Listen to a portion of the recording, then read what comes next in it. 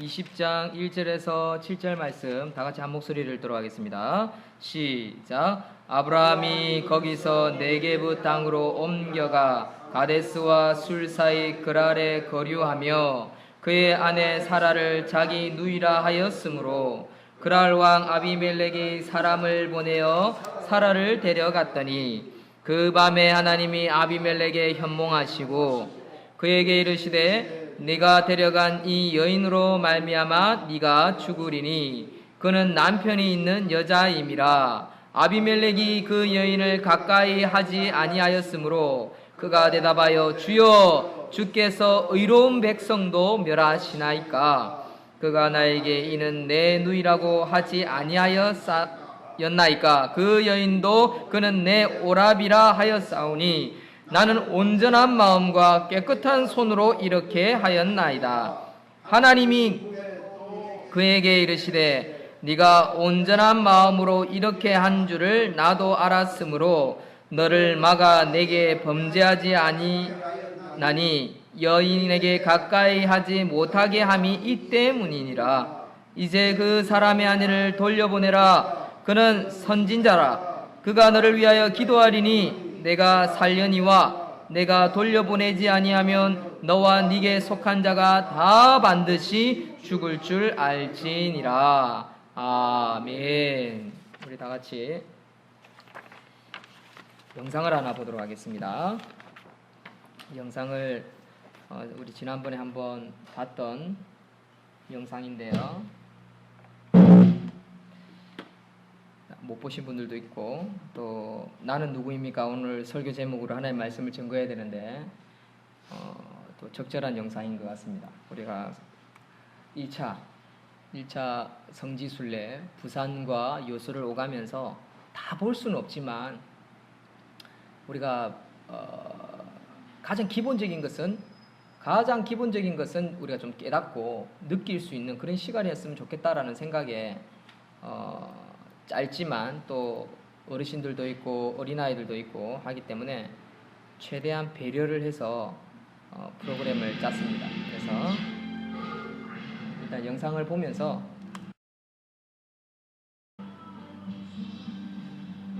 자, 우리 여기까지 한번 보겠습니다. 오후에 2부 보여드리도록 하고요. 의사 장기려 박사, 별명이 바보죠. 바보 의사. 이분이 고신 의료보건병원을 세웠습니다. 한강 이남에서는 캔서, 암에 대해서는 제일 뛰어난 병원입니다. 근데 이 보건병원이 한때 최근 한 5, 6년 사이에는 사실 문을 닫을 상황이 있었습니다.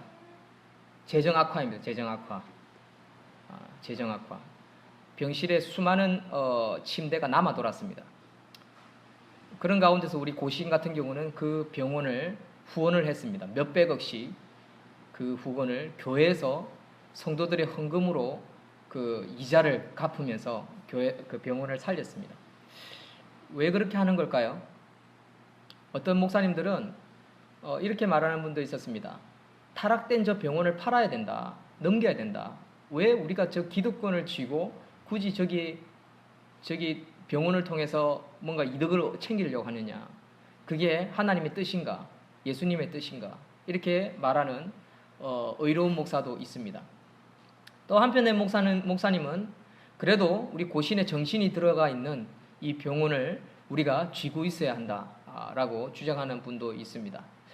누가 옳고 누가 맞는 건지 정확하게 잘 모르겠습니다만은 분명한 것은 보건병원도 우리 고신이 섬기고 있는 성지 중에 한 곳이라고 저는 생각합니다.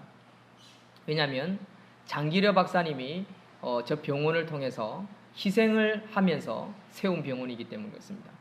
저 병원에는 수많은 환자들 중에 치료비가 없어서 치료비를 감당하지 못해서 들어오지 못하는 사람들도 장기려 박사님은 공짜로 수술을 해줬고 또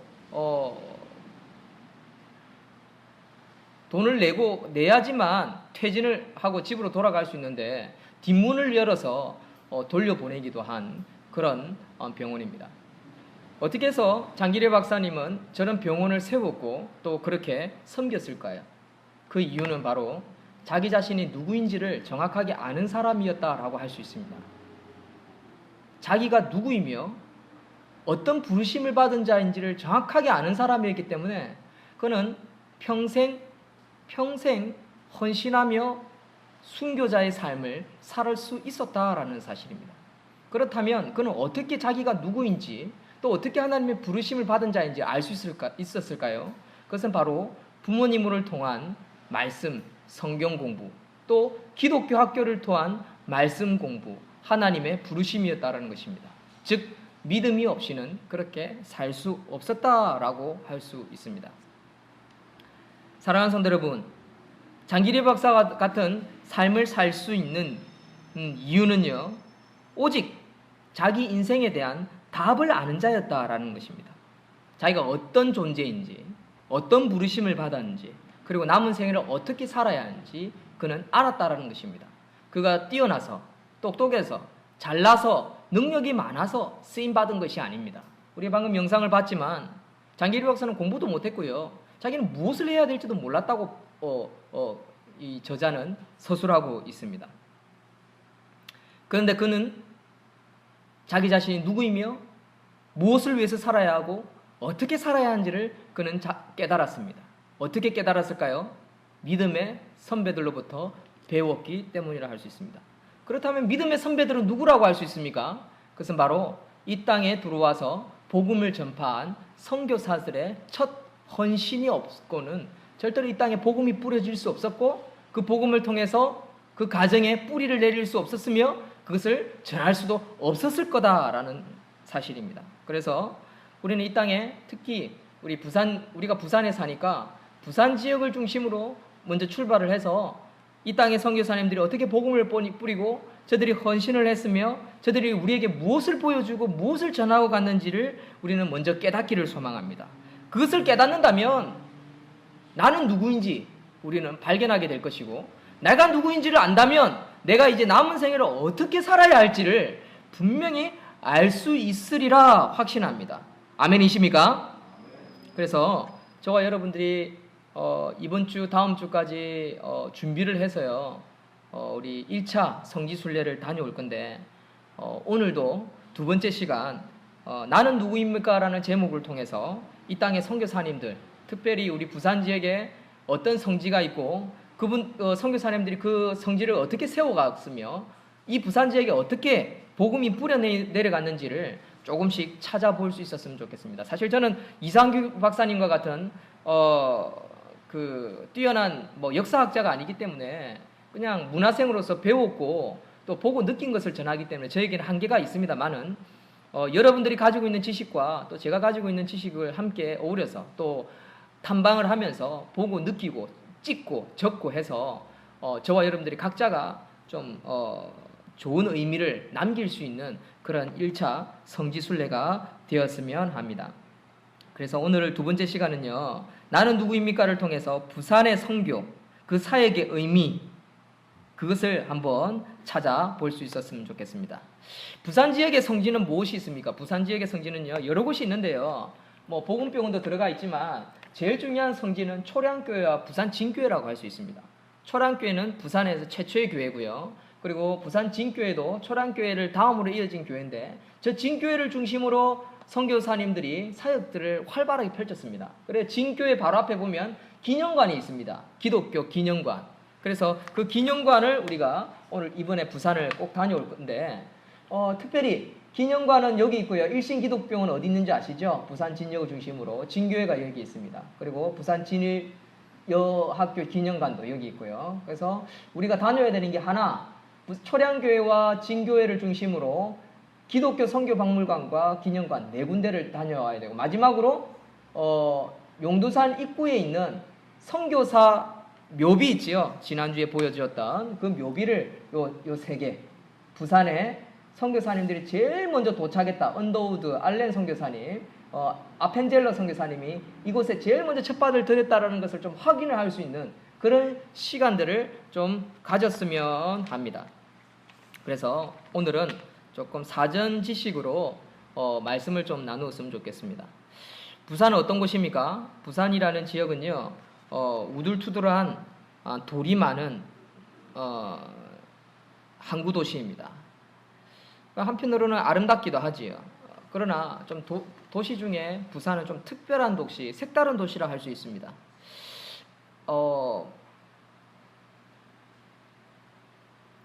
부산 지역에는요, 우상이 많았습니다. 배를 타는 사람들이 많았기 때문에 우상을 섬기는 사람들이 너무너무 많았습니다. 지금도 마찬가지지요. 그래서 이교도들에게는 이 땅은 너무나 황무지와 같았습니다. 그래서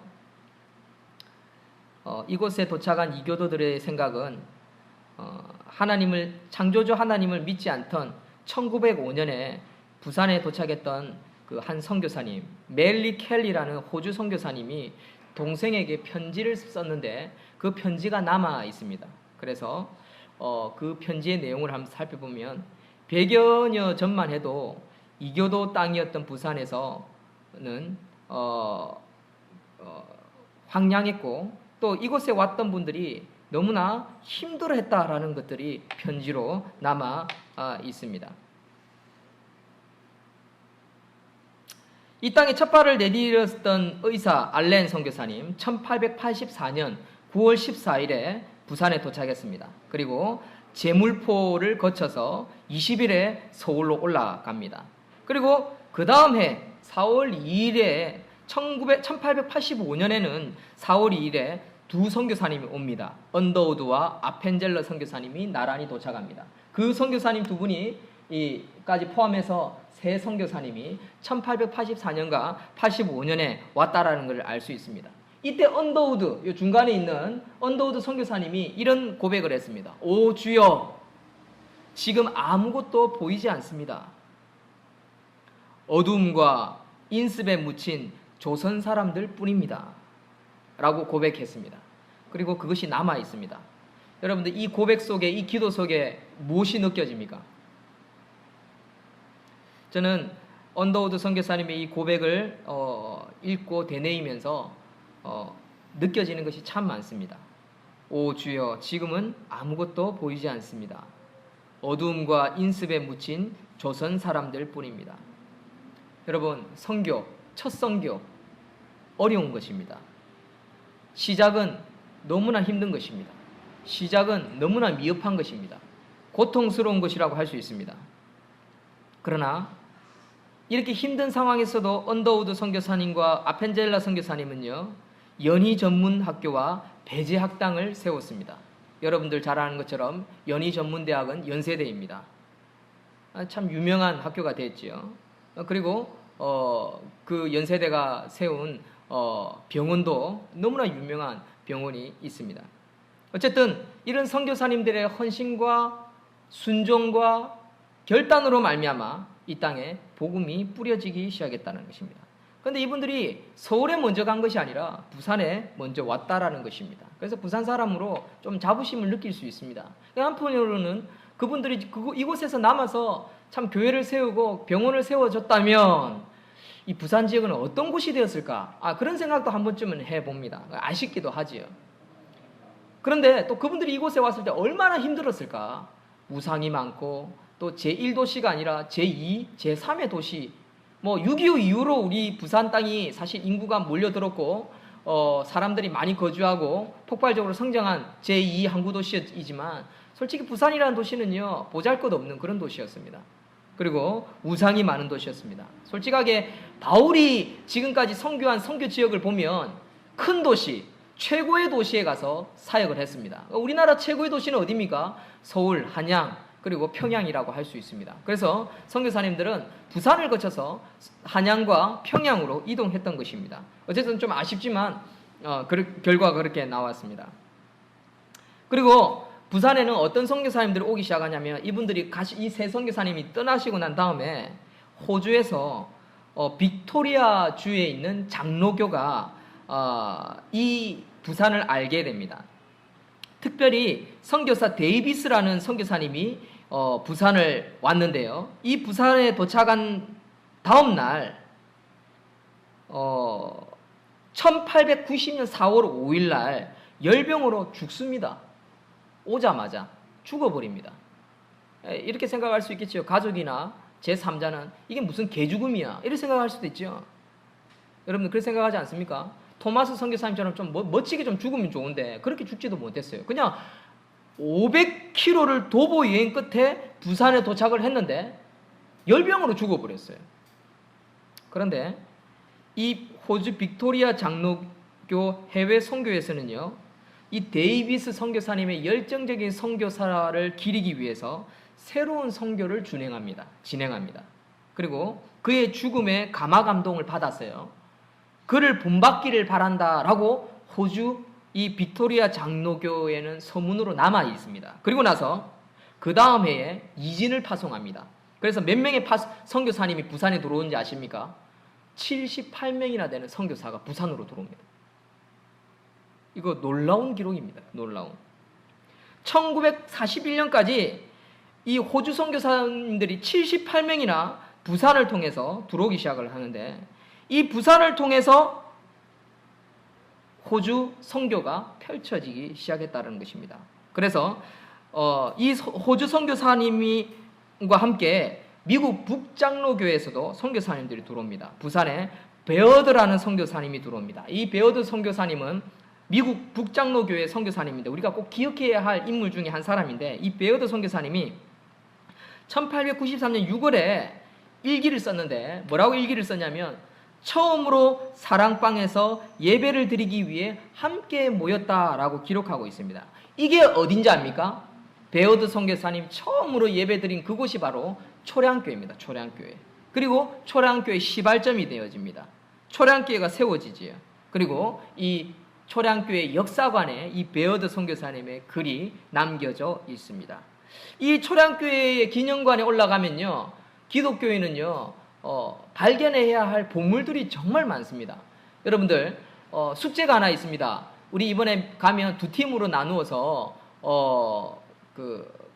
숙제가 하나씩 있는데 두 팀으로 나눠서 사진도 찍으시고 보고 읽은 것을요 나누십시오. 그리고 그것을 한 분이 정리를 해서 은혜를 한 10분 동안 발표할 수 있는 시간들을 드리겠습니다. 특히 이곳에 가면 숨겨진 보물이 많은데 여러분들이 꼭 찾았으면 하는 보물이 하나 있습니다. 그것은 제가 말씀을 드리진 않겠습니다. 이건 보너스입니다. 그래서 발표하시는 분이 그 조에 하나 있다면 특별 보너스로 하나를 선물을 더 드리겠습니다. 어쨌든 이곳에 가서 그분들의 글, 그분들의 친품을 보면서 이분들이 어떤 선교, 어떤 사역을 했으며 나에게는 어떤 의미가 있는지를 좀 발견할 수 있는 그런 시간이 되었으면 좋겠습니다. 그중 친품 중에 중요한 찬송가가 있는데 우리가 387장을 보면 멀리 멀리 갔더니라는 찬송이 있습니다. 이것은 베어드 선교사님의 아내인 애니 선교사님이 친히 지은 찬송가입니다. 우리 찬송가 387장 다 같이 우리 한번 부르겠습니다. 찬송가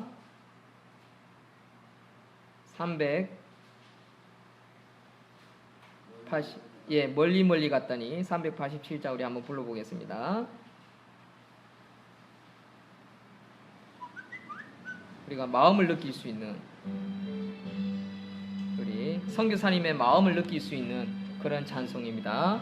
우리 한번 부르겠습니다. 멀리 멀리 갔더니 멀리 멀리 갔더니 저량하고 고운하며 슬프고도 외로워 정처없이 다니니 예수 내 주여 마음에게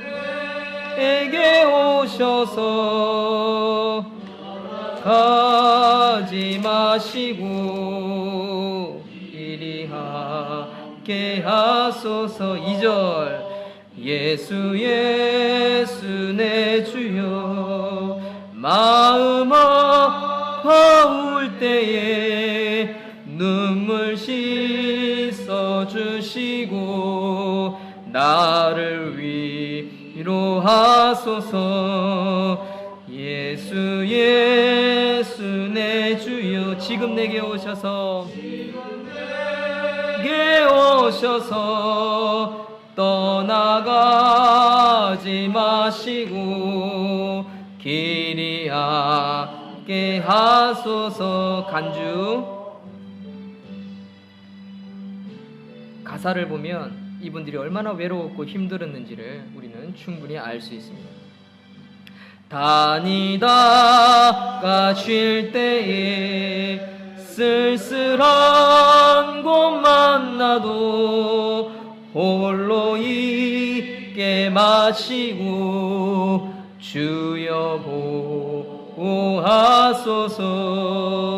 예수 예수 내 주여 지금 내게 오셔서 떠나가지 마시고 길이 함께 하소서.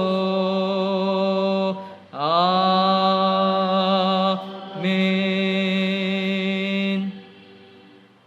여러분, 이분들의 순교, 이분들의 선교, 이분들의 헌신 느껴지십니까? 저는 이분들의 선교, 순교, 헌신을 보면서 제 자신에게 한번 적용해 보았습니다. 내가 섬기고 있는 것이 무엇인가? 나는 어떻게 섬겨야 하는가? 나는 바른 섬김을 하고 있는 건가? 나는 남은 생애를 어떻게 살아야 하는가? 우리 교회는 어떤 의미가 있는가? 저는 그런 고민을 해보게 됩니다. 사랑하는 성도 여러분, 여기에 대한 해답을 이번 1차 성지순례를 다니면서 함께 느꼈으면 좋겠습니다. 함께 발견했으면 좋겠습니다. 우리가 1차 성지순례를 가면서 우리가 순서지를 보면 제가 일정을 적어놨지요. 주부에 보면 별로 힘들게 적어놓지 않았습니다. 어르신들도 있고 젖먹이 어린 아이들도 있기 때문에 저는 이 1차 성지순례를 통해서 첫 번째는 이것을 발견했으면 좋겠고요. 두 번째는 그렇기 때문에 나는 어떻게 살아야 하는가를 발견했으면 좋겠습니다. 그리고 더 나아가서 우리 교회가 어떤 사역을 하고 어떻게 가정을 일으켜가고 어떻게 자녀를 양육해야 하는지를 좀 그 핵심을 발견할 수 있었으면 좋겠습니다. 저는 이것이 보물이라고 생각합니다. 예수 안에 감춰져 있는 보물, 성지 안에 감춰져 있는 보물, 그것을 함께 발견할 수 있는 저와 여러분들이 되었으면 좋겠습니다. 두 번째 우리가 살펴볼 것은요, 그 베어드 선교사님 다음으로 호주 여 선교사님 맨지스라는 선교사님이 또 부산에 옵니다. 1891년에 부산의 한 한옥에서 예배를 드렸는데 이것이 바로 좌천동에 있는 부산 진교회의 출발이라고 합니다. 그러니까 맨지스 선교사님이 세운 거지요. 그러다가 1900년 10월에 도착한 왕길지라는 외국인 선교수가 있습니다. 이 선교사님이 한국 이름으로 자기 이름을 바꾼 겁니다. 왕길지. 이분이 이제 이 한옥에서 예배드리던 사람들을 데리고 더 넓은 곳으로 옮기고 1904년에 당회를 조직했는데 그게 바로 부산 진교회라는 거지요. 그래서 이 맨지스 여자 선교사님을 뭐라고 했냐면 호주 선교부의 어머니다라고 불려졌다라고 합니다. 그리고 존경을 엄청 많이 받았답니다. 성도들로부터, 한국 사람들로부터 너무나 성품이 온화하고 배려심이 깊은 생활로 말미암아 신뢰와 존경을 받았다고 합니다. 귀하지요. 뭔가 특별한 병원을 짓고 학교를 짓고 교회를 막 성장시켜서 수만 명의 교회를 성도들을 이렇게 세우고, 여러분 그게 다 선교가 아니라는 거죠. 맨지스는 버려진 아이들을 돌보았고요. 그리고 고아원, 부산 최초의 고아원을 세웠다고 합니다. 그 고아원의 이름이 미오라라고 합니다. 1893년에 세워진 미오라 교회. 한국 이남 최초의 여학교인 일신여학교를 세운 사람도 이 맨지스라는 여자 선교사님이었다고 합니다. 이 맨지스 여자 선교사님, 호주 여자 선교사님은요, 1895년에 소학교를 설립하고 고아 3명을 가르쳤다고 합니다. 그리고 국가 발전을 위해서는 부인과 어머니들이 반드시 교육을 받아야 한다라는 그런 열정으로 여자들을 가르쳤다라고 합니다. 그래서 학생 수가 점점 늘어나가지고요, 1909년에 좌천동에 있는 서양식 교사를 신축했다고 합니다. 그래서 현존하는 부산 최고의 근대 건축물이 남아있다라고 합니다. 그래서 1919년에는 일신여학교 학생들이 이 앞장서서 뭘 했는지 아십니까? 3.1 운동을 했어요. 우리나라 3.1 운동. 부산에서 제일 앞장서서 3.1 운동을 일으킨 한 학교가 어디냐? 바로 이 맨지스 선교사님이 세운 일신 여학교 학생들이었다라는 거죠. 그러니까 이 기독교 학생들이 얼마나 뛰어난 정신력과 학업력과 또 계몽으로 말미암아 부산 지역을 일으켰는지 느낌이 오십니까? 저는 부산 지역의 기독교의 발전뿐만 아니라 정신적인 발전이 여기서 시작되었다라는 것을 충분히 깨달을 수 있었습니다. 보십시오. 일신여학교 학생회에 있는 김반수라는 여자가 있었습니다. 그 어머니가 혼수용품으로 마련한 옥양목 한 필을 가지고 있었다고 합니다. 근데 거기다가 태극기를 그렸대요. 그래서 그 중에 교사 주경애라는 분이 있었는데 이 김반수 학생하고 학생 11명이요. 대한독립 만세를 했대요. 제일 먼저 했대요. 그리고 이 11명과 교사와 함께 일으켰던 것이 수백 명에게 호응을 얻어가지고 시위대 앞에 순식간에 불어일어나서 그 시위대와 맞섰다고 합니다. 이것이 부산 경남의 첫 독립만세 운동이었다고 합니다.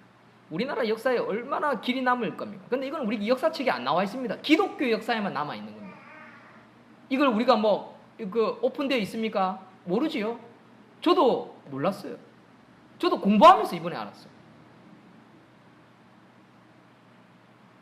우리는 역사의식은 투철한데 기독교 역사에서는 전혀 모르지 않습니까? 그렇죠? 근데 이런 선교사님들의 헌신과 순교와 배려로 말미암아 그들의 가르침으로 말미암아 계몽과 나라를 위해서 헌신하는 수많은 사람들이 나왔다는 사실입니다.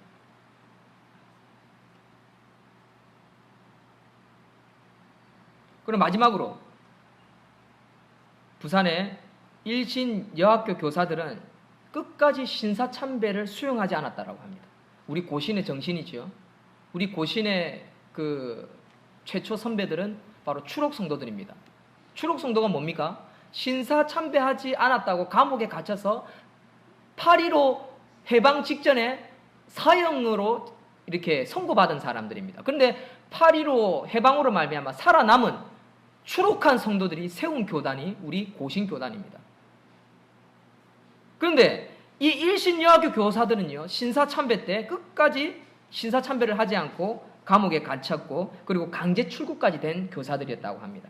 그리고 결국 나중에 학교가 폐교가 됐다고 합니다. 그리고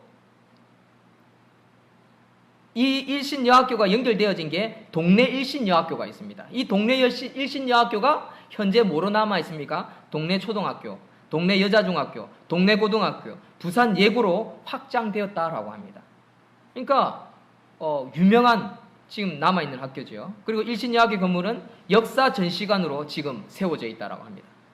부산 진교회와 우리가 이번에 가볼 곳인데요. 그곳에 보면 이제 우리는 보게 될 것입니다. 맨지스 부인이 이런 글을 남겼습니다. 그때만 해도 여자애는 12살만 되면 낮에 돌아다닐 수 없었어요.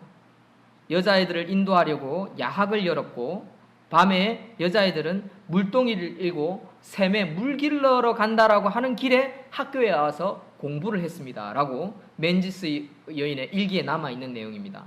부모들이 아이가 밤에 물을 길러러 나갔다고 하는데 안 들어오는 거예요. 그러니까 부모가 담뱃대를 물고 바깥에서 기다리는 거예요. 여자애가 안 돌아오니까. 그런 일이 이 왕길지 목사 부인의 회고담에 기록되어져 있다라고 합니다.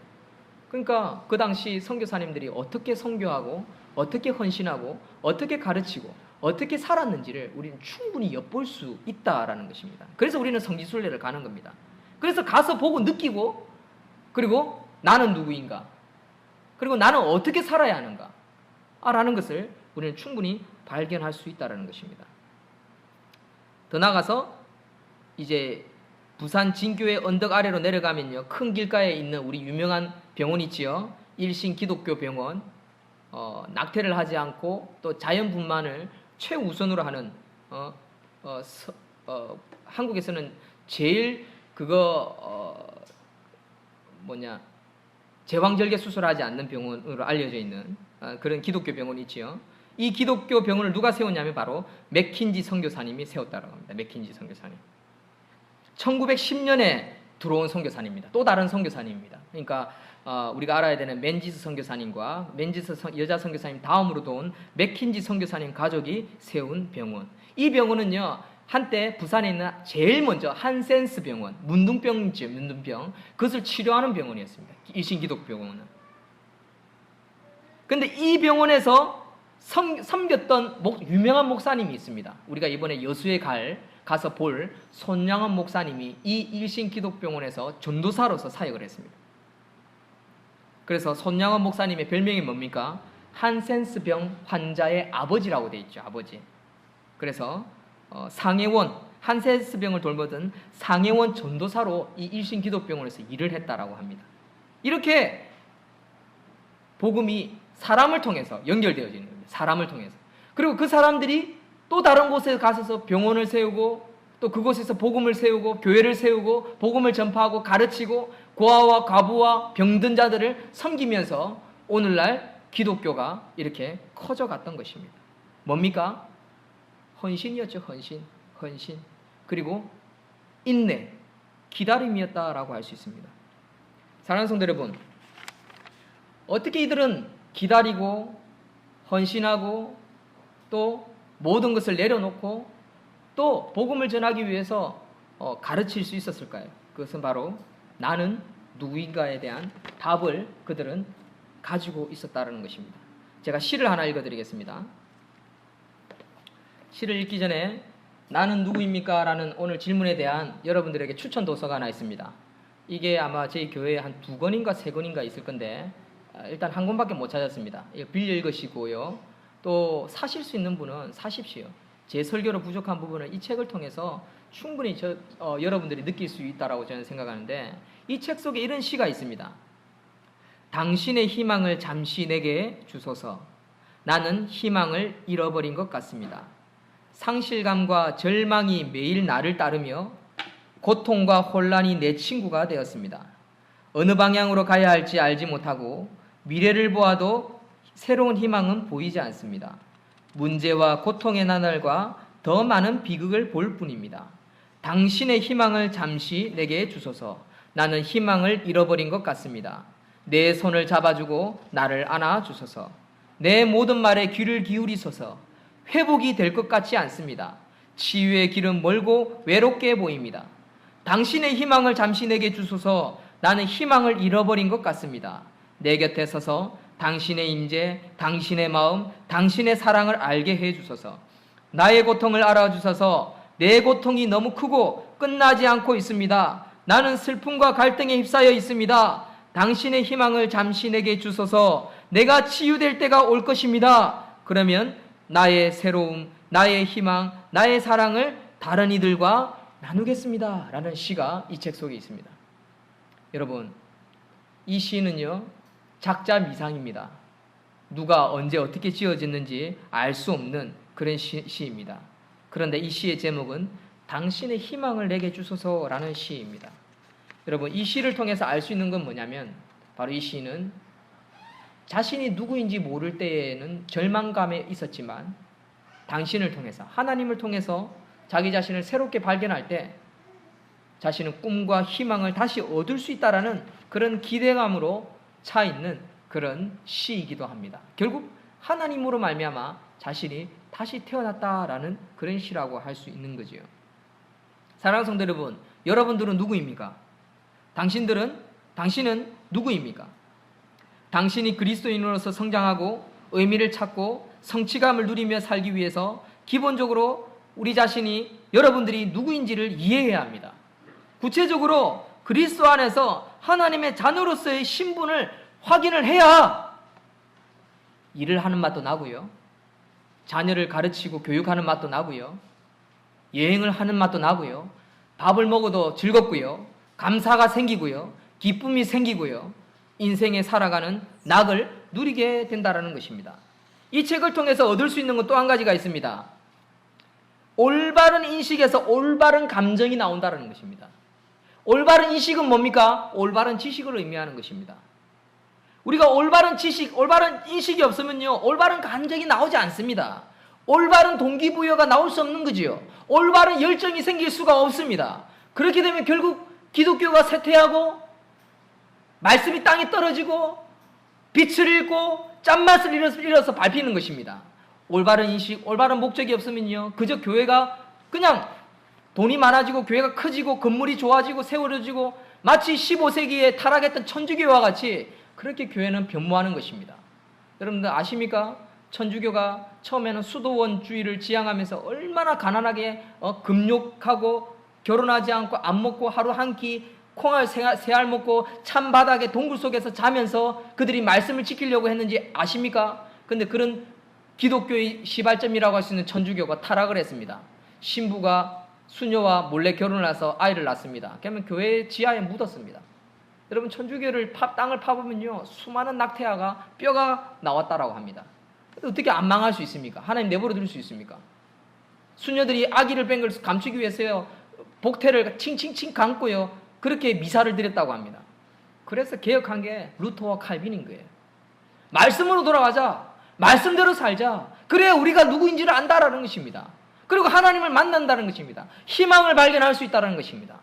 여러분, 올바른 인식, 올바른 지식이 없으면요, 결국 망하게 되어 있는 것입니다. 여러분들, 이번 여행을 통해서 올바른 인식 그리고 올바른 감정을 품고 섬기고 살아갈 수 있는 저와 여러분들이 되기를 소망합니다. 한 가지 더는요, 올바른 감정이 나올 때 감정적인 상처의 치유가 일어나는 것입니다. 참된 치유가 일어난다는 것입니다. 지식이 없고 올바른 감정이 안 나오는데 어떻게 치유가 나오겠습니까? 어떻게 말씀이 들리겠습니까? 어떻게 기도가 되겠습니까? 어떻게 삶이 드려지겠습니까? 안 드려지는 거지요. 그리고 마지막으로 사람들은 관계 속에서 더욱 성숙하게 되어 있다는 것입니다. 관계 속에서. 여러분들은 그리스도 안에 있다는 것이 무엇인지, 무엇을 의미하는지 정확하게 알고 있습니까? 성령 안에서 행하는 것과 믿음으로 사는 것이 무엇인지 아십니까? 여러분, 사람들 관계 속에서 올바른 인식만이 그리스도 안에 있다는 것이 무엇인지 알게 되고요, 성령 안에 거한다는 것이 무엇인지, 믿음으로 산다는 것이 무엇인지 정확하게 알게 되어질 것입니다. 이번 여행을 통해서 차로 다니면서 먹고 또 자연을, 가을을 만끽하면서 공기를 쐬면서요, 바른 관계, 바른 성품을 만들어갈 수 있는 저와 여러분들이 되시기를 축원드립니다. 결론을 맺겠습니다. 오늘 말씀으로 돌아가서 결론을 맺겠습니다. 이 말씀에 대한 좀 더 깊은 내용은 깊은 내용이라고 할 수 있는 건지 잘 모르겠지만, 이번 주 금요일 새벽 기도 때 나누었던 말씀인데, 나는 누구인가? 창세기 20장 1절에 7절 말씀을 나누었었는데요. 이 나는 누구인가의 본질은요, 하나님이 아는 진짜 나는 누구인가, 여기에서 답을 얻을 수 있다는 것입니다. 그리고 여러분들, 그 질문에 대한 답을 찾기 위해서 제가 필독서를 하나 추천해 드렸습니다. 내가 누구인지 이제 알았습니다. 닐 앤더슨이라는 학자가 지은 책인데요. 이 책 꼭 읽어보십시오. 두껍지 않고요, 깊은 사색을 주는 책입니다. 우리 신학생들은 꼭 읽어야 될 필독서 중에 한 가지입니다. 제가 생각할 때는 우리 성도님들이 지식이 많기 때문에, 지혜가 있기 때문에 충분히 읽을 수 있는 책이라고 생각합니다. 그래서 이 책을 꼭 좀 읽어보십시오. 그러면 부족한 부분들을 채울 수 있을 것이라고 생각합니다. 그래서 오늘 본문 말씀을 간략하게 한 5분만 더 전하겠습니다. 자, 보십시오. 오늘 본문에 나오는 아브라함은요, 타락한 존재였습니다. 하나님의 부르심을 받고 고향을 떠나서 친척 아비를 떠나서 하나님의 부르신 대로 믿음으로 나아갔습니다. 그런데 그는 역시 타락한 죄인의 본성을 여전히 가지고 있는 자였다라는 사실입니다. 아브라함은요, 자기 아내를 누이라고 숨기고 넘겼습니다. 그것도 한 번이 아닙니다. 오늘 본문은 두 번째 팔아넘긴 장면입니다. 이것은 무엇을 의미합니까? 얼마나 타락하고 연약한 존재인지를 보여주는 그런 대목입니다. 믿음의 조상이라고 하는 아브라함도 그만큼 타락했다는 것입니다. 이런 실수는요, 용납할 수 있는 실수가 아닙니다. 한 번이 아니기 때문입니다. 상습적인 행동입니다. 얼마나 부족합니까? 그러면 하나님이 내칠만도 하잖아요. 버릴만도 하잖아요. 그런데 하나님은 아브라함을 불쌍히 여기고 있다는 겁니다. 왜요? 인간은 그만큼 타락하고 연약한 존재라는 것을 하나님은 어떻다고요? 아신다라는 겁니다. 무슨 말입니까? 저와 여러분들이 얼마나 타락하고 연약하고 부족한 존재를 하나님은 아신다라는 것입니다. 사랑하는 성도 여러분, 나는 누구인가에 대한 답은요, 내가 얼마나 부족한 자인지를 깨달을 때 거기에 대한 해답을 얻을 수 있다는 사실을 깨달으시는 저와 여러분들이 되시기를 소망합니다. 두 번째는요, 오늘 본문을 통해서 깨달을 수 있는 것은 나는 얼마나 보배롭고 존귀한 존재인지를 깨달을 때 나는 누구인지를 안다라는 것입니다. 아비멜렉은요, 이런 아브라함에 대해서 무엇을 주는지 압니까? 양과 소와 노비를 엄청나게 많은 선물을 합니다. 그리고요, 그가 거짓말했다는 걸 알았음에도 불구하고 그를 살려줍니다. 아내를 보내고요, 자기가 줬던 선물을 고스란히 주고 떠나라라고 합니다. 왜 그렇게 한 줄 아십니까? 하나님이 아비멜렉에 태어나서 내가 선택한 자다, 내가 사랑하는 자다, 내가 보배롭고 존귀한 자로 여기는 자다, 네가 손대지 말라, 네가 죽이지 말라, 네가 건드리지 말라라고 하나님 선포하셨기 때문에 그렇습니다. 꿈에 아비멜렉에 나타나가지고요, 네 아브라함 손대면 너 죽는다라고 하셨다는 겁니다. 어떤 존재입니까? 아브라함은 보배롭고 존귀한 존재라는 겁니다. 사랑하는 성도 여러분, 저와 여러분요, 비록 타락한 존재이지만 하나님이 선택한 보배롭고 존귀한 자라는 사실을 기억하시기를 소망합니다. 우리가요, 뭐 개똥처럼 살다가 그냥 개똥처럼 쓰임 받는 것이 아유 더럽고 추하고 보잘것없고 왕따 당하는 사람 같지요? 그렇지 않습니다. 그것이 가장 보배롭고 귀하게 쓰일 수 있는 방편이기 때문에 그렇습니다. 그런 방편임을 선교사님들은 알았기 때문에 우리나라 땅에 와서 죽었고, 또 죽음의 소식이 알려져서도 더 많은 선교사님들이 이 땅에 들어와서 순교했다는 사실입니다. 사랑하는 성도 여러분, 저와 여러분들은요, 보배롭고 존귀한 존재입니다. 그것이 바로 나는 누구인가에 대한 해답이라고 할 수 있습니다.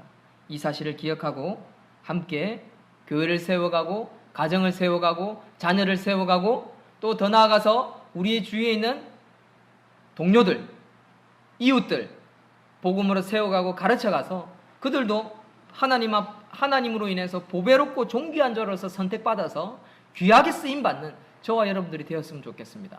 저의 때에 쓰임받을 수도 있고요, 우리 후손 때에 쓰임받을 수 있고요, 우리 손자 때에 쓰임받을 수도 있습니다. 어떤 모양으로 쓰임받을지는 때는 모릅니다만은 그 때와 그 시와 그 장소는 알 수는 없지만 분명한 것은 하나님의 때에 크게 쓰임받는다는 사실입니다. 아멘이십니까? 믿음으로 산다면 반드시 그렇게 될 줄로 믿습니다. 우리 교회도 마찬가지입니다. 우리 교회 지금은 너무나 보잘것없습니다. 지난 13년간도 우리 교회가 참 보잘것없게 살아왔습니다. 우리 교회가 있어야 되나 말아야 되나 그런 생각도 듭니다. 그렇죠? 하나님의 때가 되어서 하나님 촛대를 옮기셔서 사라지면 할 수 없는 거죠.